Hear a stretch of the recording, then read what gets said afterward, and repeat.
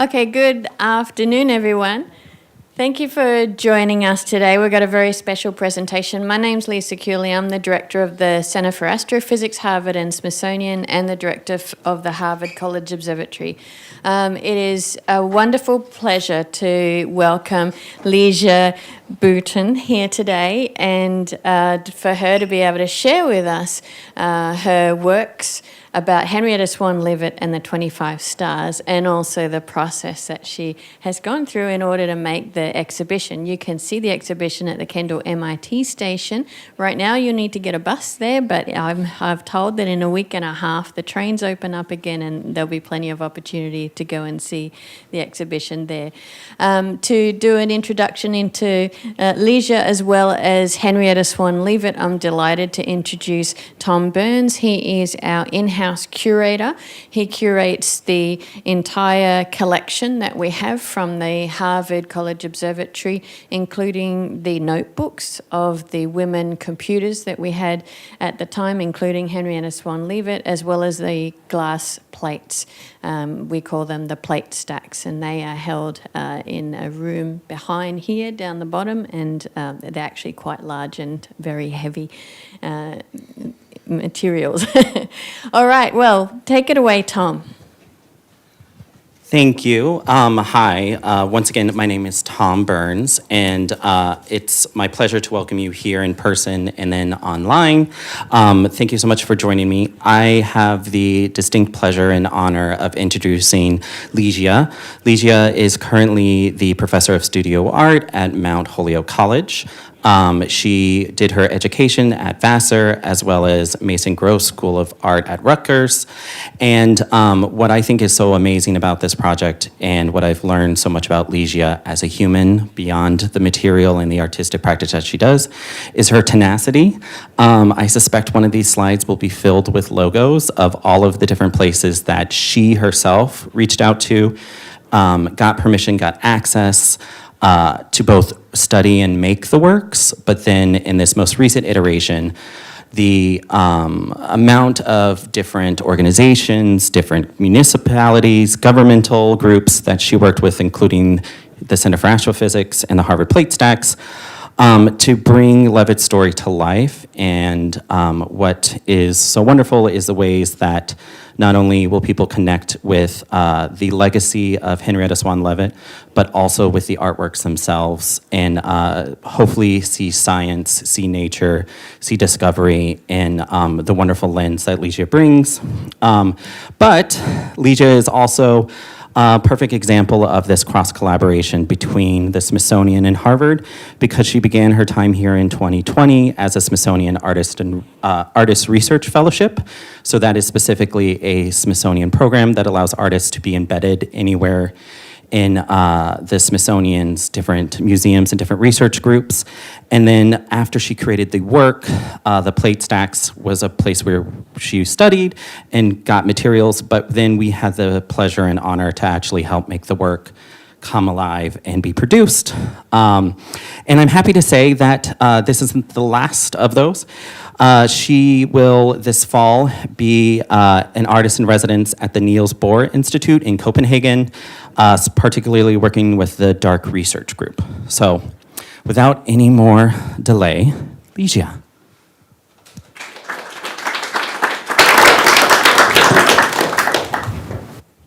Let's see, I'm gonna get this organized for a second here. Okay, is that working? Yeah, good. Okay. It is a total pleasure to be here. My name is Ligia Bouton. Thank you to everyone who came. I also want to just give a few thanks here at the beginning. So a huge thanks to Lisa Cooley for the really kind invitation to have me come and talk today. And Lisa also provided the wall text for the project that is now installed at Kendall MIT. So that was an amazing resource as well. So thank you so much for your text. Early on, Pravang Patel was a really early and unwavering supporter of this project, and a huge thanks goes to him. Along the way, Jonathan McDowell gave me my first tour of the Great Refractor here at Harvard, which is amazing and was just a complete thrill. And then there were also many other people that helped with the project who are no longer at CFA. So Lindsay Zrull, Sarah Lavallee, Katie Frey, and Maria McEachern all played a huge role at the beginning. And then since his arrival, Tom Burns has been an amazing advocate and a partner for me in this project, and I owe him a huge debt of thanks. I also want to thank his staff, including Victoria Lento, who did all of the work on the amazing website for the project, and Kaylee McDonald, who produced a lot of the beautiful photographs of the project that you're going to see. And finally, thank you to my amazing brother-in-law and friend, Christoph Paulsen, who is a researcher here for planting the seed for this project back in 2019, and all the lunches that we've had together at High Rise since our first tour of the plate stacks back almost 5 years ago. So we're here to talk about this project, 25 Variable Stars, a temporary monument for Henrietta Swan Leavitt. And as I was preparing this talk, I realized that what I wanted to do was something different than a kind of traditional artist talk. So in a traditional artist talk, I would give a sort of survey of my work and talk about all the projects that I've done that have led me up until this point. But actually at this moment, I really wanted to focus on the research that I did to produce this project, the 25 Variable Stars project. And over the last 5 years, I have done a lot of research and creative exploration. A lot of these sort of directions that I went in initially with this research have ended up in dead ends and projects that I'm really still working on. But I wanted to give more of a kind of picture of how the whole project came together, and what my process was through the research and the work. I'm not going to show. I am going to show some documentation of my work, obviously, but a lot of the photographs aren't beautiful professional documentation photographs like this one. A lot of them come from my cell phone, and they are the documentation that I use to keep track of my own ideas as I'm working. So I hope you'll forgive the quality in some places. Having said all of that, I did want to share with you just one project from the past that I feel really exemplifies and gives some context to both my process as an artist and also my production strategies, how I'm working with materials. So this project, The Cage Went in Search of a Bird, was a project that I completed back in 2016. And although this project started out as a project about 2 writers, so it was originally about Franz Kafka and Charlotte Bronte, it really became a project about contagion and epidemic. Both of these writers were thought to have died from tuberculosis. And as the project developed, it became less about these two particular individuals and more about tuberculosis itself and how it affected Western culture, given the staggering statistic that in the late 19th century, 70 to 90% of urban populations were thought to have been infected with tuberculosis in Europe and North America. 70 to 90%, that's pretty staggering. So I wanted to talk about this project here because it shows how history, and in particular historical figures, have shaped my work. But it's also another example of how I've used historical archives and collections as a research source for the work that I'm producing. So for The Cage Went in Search of a Bird, I was actually the artist in residence in 2014 for about 3 weeks at the College of Physicians in Philadelphia to work in their historical Mutter Museum. If you haven't been to the Mutter Museum in Philadelphia, it's really an amazing place. It's a beautiful collection of historical medical specimens. And I also was there to work in the Historical Medical Library, which most people don't have access to, which is also a really fascinating place. The pieces that I developed when I came out of that research period were really about a combination of the strict societal rules in the Victorian era with a period, with what I was thinking about as a period of immense discovery and advancement in scientific experimental method. And then I was thinking, of course, about tuberculosis, how people thought that it spread, and why some people got it and other people didn't. However, you can also see from these images that I was really interested in glass and the role that glass played in scientific experimentation and study, and also in the treatment and documentation of the disease. In fact, glass really became the primary material that I was using in this project, the primary material that I was interested in. I'd never worked with glass before, so I started out by working with a local glass blower to form a series of glass balls that were each one formed with a single breath. So I was really interested in the lungs and how the lungs were affected by tuberculosis in particular. I then set out to learn as much as I could about kiln-formed glass and glass powders. In these pieces that I'm showing here, these are both glass objects. They are made by layering powdered glass directly onto a kiln shelf. And then the amazing thing about glass powder is that you can screen print it in just a traditional screen printing method. So instead of pulling ink through a screen, you're pulling the glass powder. So you can create pretty intricate imagery on the surface of another piece of glass, or in this case, just on the surface of powders. And then I was taking a respirator that I had retrofit and blowing into that loose powder the whole capacity of my lungs. And so in effect, and that's what created these holes that you see that have the colored rings, and you're just seeing into the powder from underneath. So in effect, I was sort of thinking about how a sculpture could act sort of like a spirometer and be actually a measure of my own lung capacity. So that was the sort of hope here. And then the final thing about this project that I wanted to highlight is that the Cage When in Search of a Bird is really a project that illustrates all the different approaches and mediums that I use when I'm thinking about how to tell a story that I'm interested in. So I make drawings, I make paintings, I make sculptures, I use video and sound, and all of these things, I'll kind of put them all together to try and give you a sense of the narrative that I'm interested in.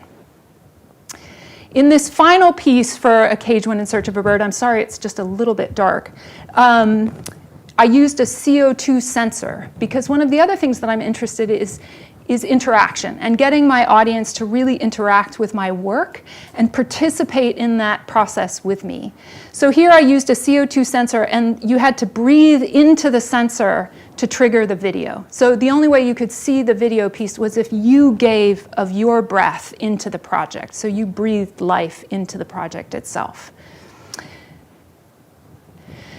So armed with these three elements from my past work, history and archives, glass as a material that I'm really interested in, and then interaction and audience engagement, I launched into my work here at CFA. And originally, and in the beginning, I was definitely going in a lot of different directions all at the same time. So in March 2020, I was awarded a Smithsonian Artist Research Fellowship. It was incredibly exciting. And I was thrilled to come to the Harvard Observatory and the Center for Astrophysics to start that research. Of course, it was March 2020, and that didn't really happen. And for the next couple of years, my research here really involved a lot of email conversations back and forth with both the curators at the plate stacks and the librarians in the Woolbach Library. And those people were immensely helpful. When I started out, I already knew that it was Henrietta Swan Leavitt that I was interested in. I had taken an initial tour of the plate stacks I talked about with my brother-in-law in 2019, and I was blown away by the glass plate photographs themselves, but actually it was this that I was immediately drawn to. So these are the fly spanker tools that Henrietta Swan Leavitt created, and she created these little tools to accurately gauge the relative luminosity of the stars that she was studying. But it's the humor of this name that she gave to it, coupled with the incredibly thoughtful and careful construction of them as material objects, that I was immediately drawn to. Like, this is somebody who both has an amazing sense of humor, and then is just really detail-oriented in this incredible way. And so it was these that I was really drawn to. So I was trying to figure out Leavitt and Leavitt's biography and things about Leavitt from the very start. I took a couple of trips to the Harvard University archives to look at both Henrietta's letters and her notebooks. And there's actually a notebook here that you can look at, which is just staggeringly beautiful. One of the things about her, there aren't very many letters from Leavitt, to be honest. She was often writing in the letters that are held in the archives to Professor Edward Pickering, who was the director of the observatory at that time, and he was her boss. So she's very professional in these letters. She's talking about like tasks that she was set, things that she had to do when she was away from the observatory. She's giving him an update. They're very professional. You don't get a lot of personal information about her or about her kind of likes and dislikes or what's happening in her personal life. And then, of course, the same in the notebooks, just incredible detail and unbelievable sort of neat columns of letters and numbers and this incredible attention to detail. But again, not so much of who she maybe was as a person. So when I was trying to figure out her voice and who she was, I was trying to figure out a way that I might have a creative engagement with Leavitt. And I went back to that first photograph that I showed a couple of slides back from 1913 that is actually Leavitt on the steps of the observatory with Annie Jump Cannon, who was her colleague, who was also the other of the Harvard astronomical computers who went on to make incredible discoveries. And in that photograph, if you sort of remember back a couple of slides, Annie Jump Cannon is wearing this incredible dress. She's got on this beautiful white dress. She's wearing a huge brooch. She's got on a funny kind of hat. And Leavitt, by comparison, is wearing this just incredibly tailored, practical dress. And so it suddenly struck me that this dress felt like one of the most personal things about Leavitt that I had found. And so I decided I would make a copy of it. So I made a replica of the dress that I could wear, and I decided to make it out of green screen fabric so that if I wore the dress in a performance, like a video piece or a performative action on video or taken in photographs, that I could key out that green color and put other video behind. So keying out basically makes the green color transparent. And so I end up with something that looks kind of like this. So I still am trying to figure out what I want to do with the dress. The dress is very much a part of the project that is still very much in development. But I'm really excited by the possibility of performance and using the dress in a kind of performative way. The other direction that I went in from the very start was thinking about the glass plates themselves. Initially, I was really focused in on these early plates of Orion's Nebula. So this is one of the plates of Orion's Nebula in the collection. And Leavitt was studying variable stars in Orion's Nebula at the very beginning of her tenure at the observatory. And those plates are documented in some of her earliest notebooks. And what I was struck with by these plates, and this one is such an amazing example actually, is that when we look at the stars, and as a sort of lay person, like my thought about the stars is always like a dark sky with these pinpricks of light.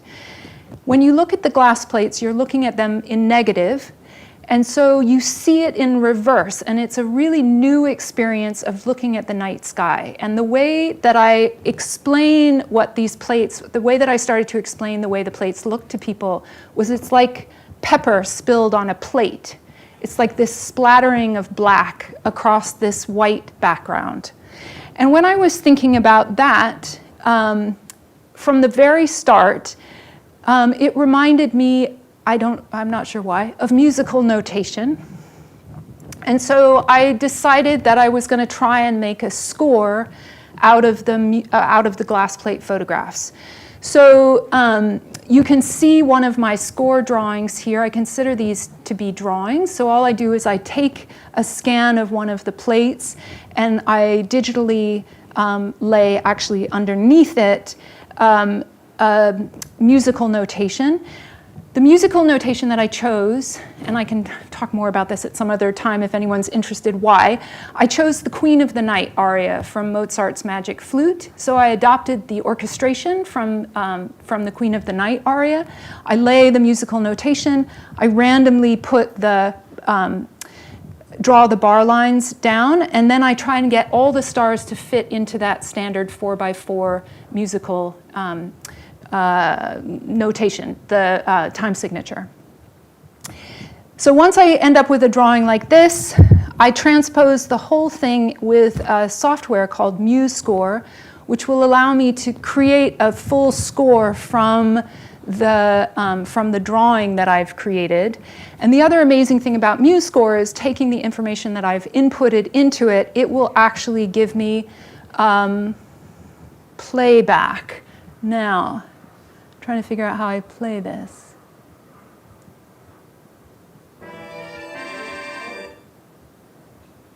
Oop.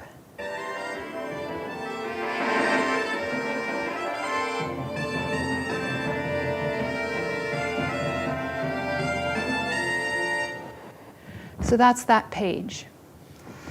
So I'm still trying to figure out what I want to do with the music part of it and how I would sort of go about playing that or having it be a part of a public presentation.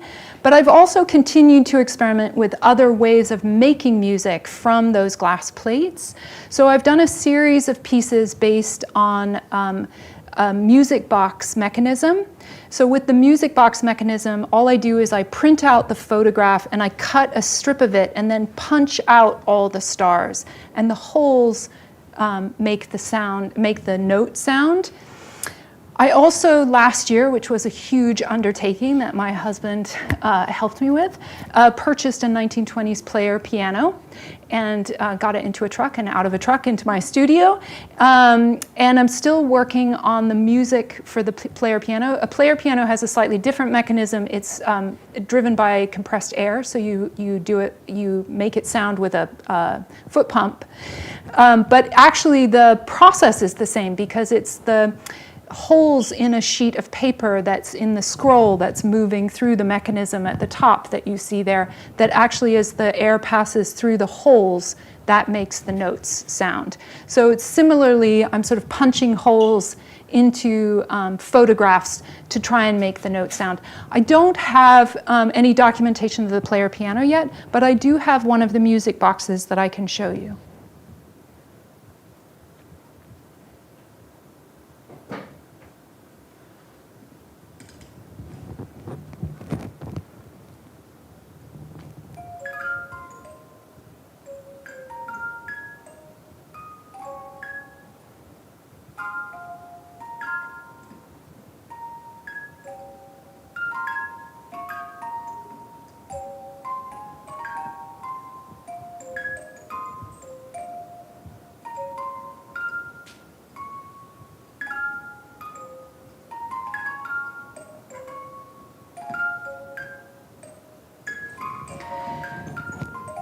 So I don't know about you, but I find this so beautiful. It's so incredibly lovely. Yeah, the first time that I made one of these, I kind of couldn't believe that that was the sound that was coming out.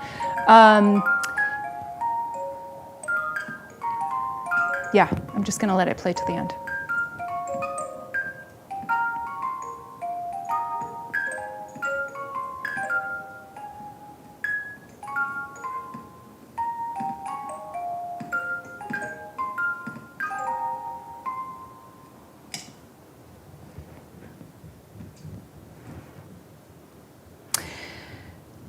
So like I said, this is definitely one of the directions in my research that is still very much under development. At this point, I'm moving on to the small Magellanic Cloud. And again, when I'm at work, I use especially sort of a digital kind of sketching tool. So this is actually a digital sketch of what the small Magellanic Cloud music might come out looking like. Yeah. So at this point, I'm going to move on to thinking about the lenticular photographs that are around. It was great. Tom and I sort of decided that it would be great to have a couple. So there are actually 4 of the lenticular photographs here in the room that you can take a look at the end. And when of course, in this process, when I was thinking about Leavitt and thinking about looking for her and her voice, you actually see it, of course, the most clearly. You hear her voice in her research. You see her interest, her incredible attention to detail, and her brilliance is in the research that she did here, and in particular, the 1912 paper, Periods of 25 Variable Stars in the Small Magellanic Cloud, in which she figured out the period luminosity relationship in Cepheid variables, and therefore was able to suggest that they could be used as a measuring system. So I know there are a couple of people here from outside CFA. Cepheid variable stars are really fascinating. It's a really amazing sort of thing to look into. Very quickly, Leavitt figured out that small Cepheid variable stars vary. They go from dim to bright in a regular pattern, and small Cepheid variables will vary over the course of maybe 1 to 2 days, whereas large Cepheid variables will vary much more slowly. So they can vary anywhere from, in the paper you'll see at the bottom, the last 30 days, 65 days, 127 days. So she figured out that size and therefore their luminosity and how quickly they were varying were absolutely consistent. And that allowed her to figure out this idea of relative distance. She was the first person who figured out how to measure any kind of distance in the universe. And she did it in this paper, which is wonderful, and only 3 pages, really a great read. The other thing, of course, about Leavitt's research is that it is made possible by glass. So I'm really interested in the role that glass played in all of Leavitt's research. So glass, of course, is an essential component of any telescope. It is what makes the lenses, and so through the lenses we get new views of the vast universe, sort of at the size of a tabletop. So these images coming down to us. So in effect, glass brought the distant universe to Henrietta Swan Leavitt's desk here at the observatory through the telescopes both here in Boston and in Peru. And it serves as the material, the substrate, the very substance itself that information is held on, so that all of the photographs are on glass plates. And here you see both the great refractor here on campus and also the tail piece, which is the holder for the glass plates when they were actually originally exposed. So I knew that I wanted to use glass in the project, but I wasn't sure initially how. And as I had said before in that previous project, I've been doing some kiln casting glass and some other work with glass powder, but I had never blown glass, and I really wanted to think about blowing glass. Right away, I knew that I wanted to think about those 25 stars, and that I wanted to think about how they change. I wanted to think about them as objects that change over time. I also knew that I didn't really want to make glass sculpture, that I wanted to think about maybe photographing or creating glass objects that I could use like a lens, and actually create a new kind of image by looking through those glass objects or photographing through the glass objects. So I needed skills, and I needed them kind of quickly. I approached Sally Pratch, who is the master scientific glassblower at UMass Amherst. I'm not sure if there's a similar person at Harvard, but at UMass there is Sally, who is unbelievable, who will blow anything that you need for a scientific experiment. So she has an amazing studio, fully equipped glass blowing shop in the bottom of one of the science buildings at UMass. And grad students and faculty come through there all the time and will sort of bring something to her and say, I need this fixed if it's broken, or can you make me something that looks like this? And they'll arrive with a drawing. And it's amazing. She's also worked with a ton of artists. I love this photograph. It sort of captures who Sally is. She's super amazing and approachable.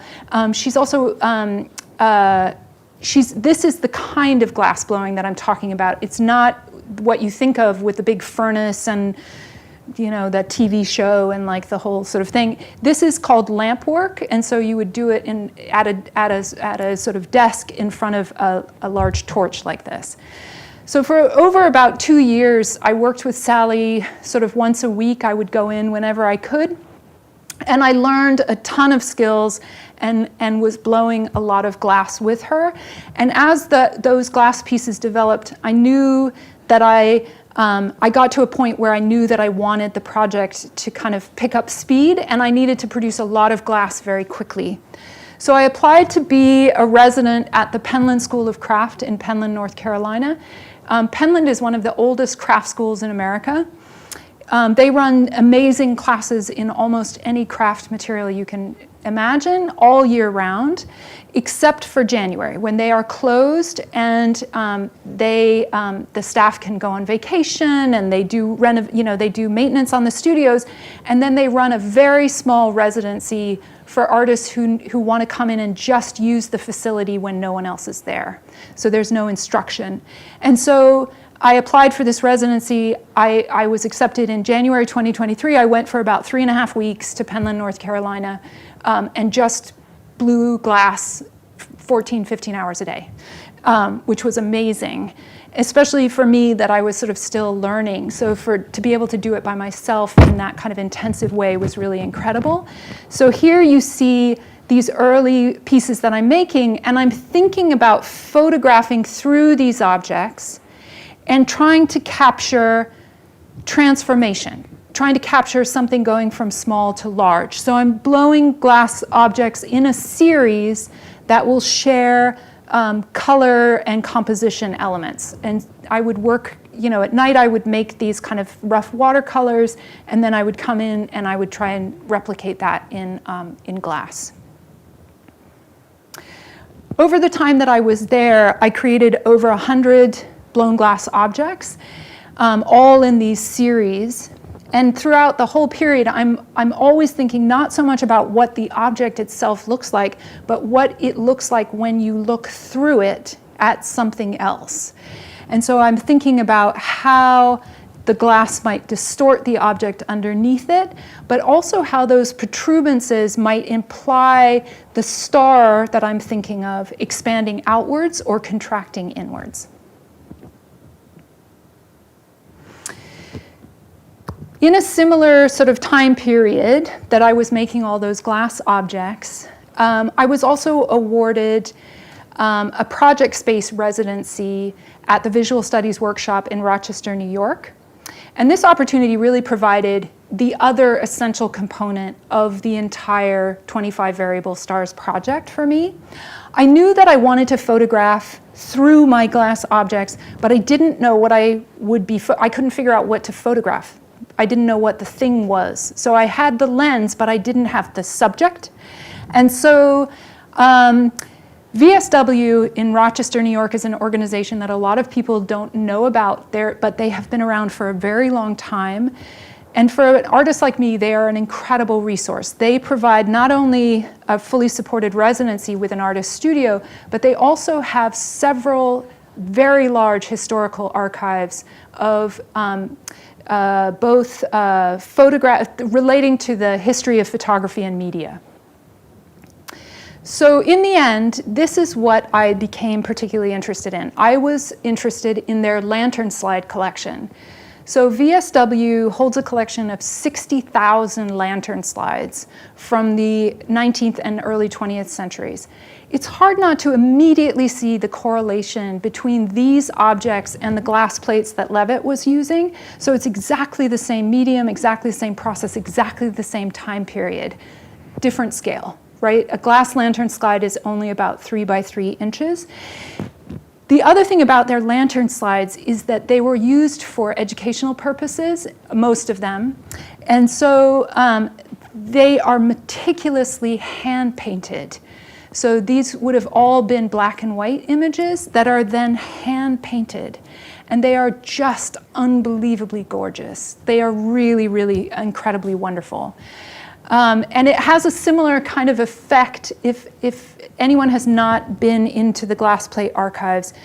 One of the most exciting moments for me in those kinds of archives is the moment where you're standing in front of a shelf that's just all these envelopes, and suddenly out of it comes this magical image, right? And the glass lantern slides are similar. You'd pull out a big drawer, and there'd just be all these kind of blocks of glass, and you'd hold one to the light, and suddenly you're looking at this beautiful thing. So I really got excited about these lantern slides. A lot of people ask me why I chose the images that I chose. Like here is actually the dandelion image that is, I think, in that photograph over there. So that slide was used to make that photograph. And people ask me why I chose the objects, the slides that I did. I was thinking about popular astronomy and about science fiction, and how those two, that genre in particular is sort of really focused on the idea and the question of, like, is there life on other planets? Are we alone in the universe? And so I was thinking about how this lantern slide collection really documents life on our planet, and what life is in all of its kind of wonder. And so I started focusing in on animals, plants, insects, human bodies. The other collection that I don't actually have a slide of for you today, that I got really invested in that lantern slide collection, was the images that were used to teach physics. And so the lantern slides that document how light moves through lenses and prisms. So in effect, they are images that document how the light from the stars might move through a telescope. This is what the setup looked like. So I was using a light table. I would simply mask the lantern slide with a piece of black paper with a circle cut in it, so that the image became circular. And then I would layer glass objects, sometimes many at a time, sort of making these precarious little kind of piles, and then photograph down through them. And you can see one of the images in that frame of my camera. In the end, I came up with still images that looked like this. I find a lot of these still images to be really compelling, and I really like a lot of the still images that came out of the project. But I knew already that I didn't want to simply imply the transformation of the stars with still images like this, that I wanted to somehow capture the transformation itself. And so I immediately started to try to animate these photographs in some way. So I used a lot of traditional video and digital animation techniques, but I also started to research other ways that I might think about making an image that was in motion. Very quickly, I got focused on lenticular technology. So the lenticular technology that you see in the photographs that I have here is simply a process by which an image is cut into very, very thin vertical strips, and then the two images that you're combining are just alternate. The strips from those two images are alternated. Laid over the surface is a thin, ridged lens material that then allows for this process by which when you're standing on one side, you're only seeing every other strip. So you see one image, and then you walk around it and you see the other side at the other image. This is not a new technology. So when I was in Copenhagen last year, I'm going to talk about Copenhagen in just a minute, I found this incredible double portrait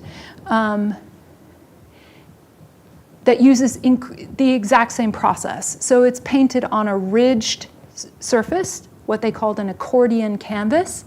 And as you stand on one side, you see one likeness, and you walk around and you see the other. And it was completed in 1692. So I started to make test prints, and very quickly I could make test prints of lenticular images using commercial photography processes. These early tests that are like little 5x5 cards, I did them at Walgreens. So Walgreens will allow you to upload 2 images, and they will simply splice them together using this process, and you get these kind of little cards in the mail. So I was super excited about this. Immediately I knew that this was where I was going, and it's because of the middle image here that you see both the small image and the large image, but suddenly you see both at the same time in the middle section. So as you're twisting the card back and forth, you can definitely see the one and you can definitely see the other, but then there's this beautiful moment where you see both. So that was really exciting. But the problem was that I knew that I wanted the project to literally hold Leavitt's research in each image. And so the number of photographs, suddenly what occurred to me is that the number of photographs layered into each image should be the number of days that it takes the star to transform. So these are both stars from Leavitt's study that transform in around 5 days. So they had to be 5 photographs. So the lenticular had to hold that many images all at the same time. And I had no idea if that was even possible. So I set about with Photoshop to try and make them myself. And I did. It took me days to figure this out. I also then just purchased the lens material from like someone on eBay or something, and then I created these studies in my studio. So this is the first 5 and the first 9 layer lenticulars that I produced. Again, just my cell phone. And although I know that I haven't got the technology right, I didn't get everything aligned correctly. I hadn't created, the strips weren't the right width and all that kind of stuff. I could see it sort of happen, and suddenly it was like, oh, I know that if I can convince somebody who knows a lot about lenticular to do this with me, I know I can make it work. So at this point, I found a lenticular specialist. So there are very few in America, but there's a large-scale lenticular printer in Detroit, Michigan. It's just one guy in his basement, I think, who runs this company called Parallax Printing. They do large lenticular prints for mostly for advertising, and usually they're just 2 layers. So he was totally game, and he was like, yeah, send me some images, let's make a test print and see what happens. This is the first one, which is that dandelion, and this is actually me opening the box.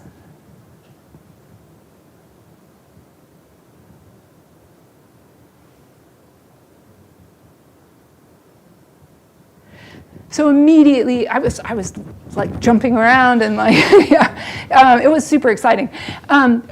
Particularly because that idea that was so important of seeing multiple photographs at one time was suddenly like, oh, it's not just 2 photographs and you're seeing 2 images simultaneously, but suddenly here in the middle, you're seeing like 4 or 5 photographs all together. And there's something really beautiful about that. And of course, how it is clouding out from there and making something that feels, really organic. From that point, I went very quickly into thinking about where to show it. So I had been following, I don't know if people know that, I know a lot of people here know about the CERN lab in Switzerland. They are the home of the Large Hadron Collider, which is the world's largest particle accelerator. They also have an incredibly robust arts program. They invite artists to come there. They have residencies. They also have an incredible podcast, if you're interested in art and science, where they put those artists in conversation with the scientists that they worked with. They were a partner in this exhibition in Copenhagen that was looking for artists working with scientific research. And I created a proposal for this open call. And I was really thinking, and this became the third major component of the project, was suddenly I was thinking about transit architecture.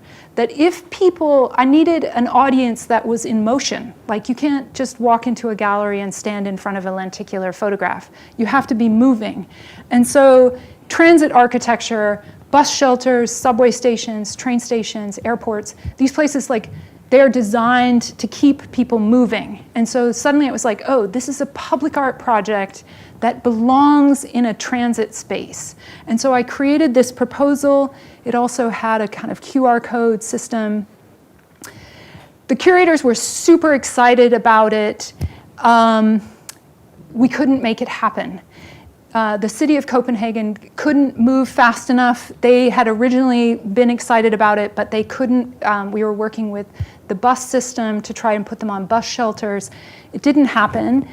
So we put 5 large prints printed at 46 inches. They're really great at that size in the main sort of entry hall of the museum for the exhibition component of the project. And then we worked with Clear Channel to do a project at the Copenhagen airport. So Clear Channel owns all the digital information signs. They gave us 15 seconds every hour for 3 weeks. So suddenly, yeah, it's good. I was like, yes, okay, I'll take it. And so I was showing on these information panels the digital animations. And I'm going to show you one here. I like the digital animation, but it doesn't do what the lenticular does. So I think you'll get a sense of that. So this is one of the 30-layer images.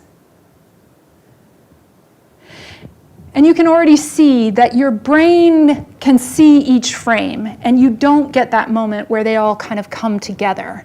And that was really something that I felt was a loss. So when I returned from Copenhagen, I immediately started thinking about where I wanted to show the project in its entirety. And I decided that the MBTA was where it was going. I wanted to do it in Boston. I was thinking about Leavitt, her connection to Cambridge, Harvard. So I created another proposal very similar,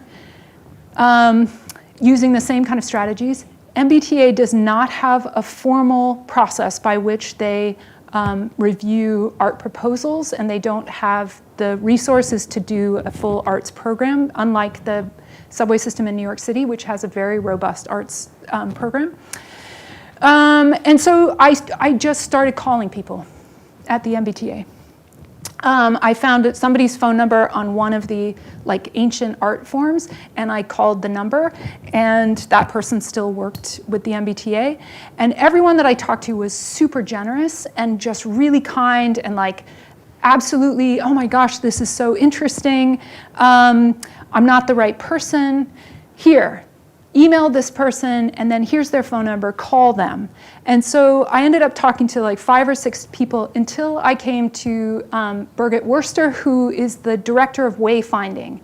And Birgit had just happened to walk through this space at the Kendall MIT temporary space. And suddenly Birgit was like, this is where it should go. Let's go. And so in a space of about, I don't know, 2 months, it was a go, and suddenly we were in production, and we get to where we are today. So if you are available today, we are walking through the space at 3:30. Please come and join us if you're there. Yeah.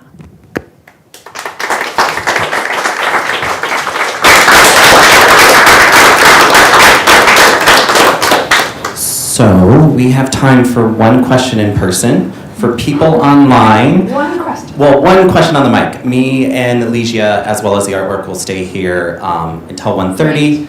And then people online, I welcome you to go to our Instagram, Harvard Plate Stacks, and leave a comment there. Ligia is with us for the rest of the afternoon, and we'll get to your questions there. And then those of you without Instagram, you can always email us at harvardplatestacks@cfa.harvard.edu with any of your questions there. But in the room, one question before we have a mix and mingle.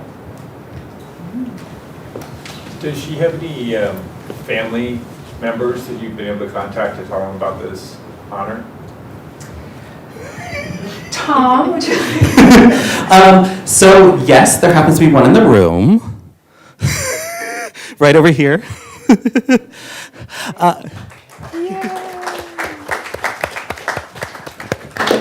Judy Leavitt, and my grandfather was Henrietta's cousin. Yeah. One more? Okay. I'll be really quick. It's not a question, it's a comment. I walked through the Kendall thing and I saw that, and it is amazing. I took a couple of pictures and I'm hoping that they appear on the cover of the newsletter. I submit them. But it's a really cool installation. Thank you so much. Thank you. Yeah. All right. Well, with that, everyone, thank you so much for coming. Thank you so much for joining us online.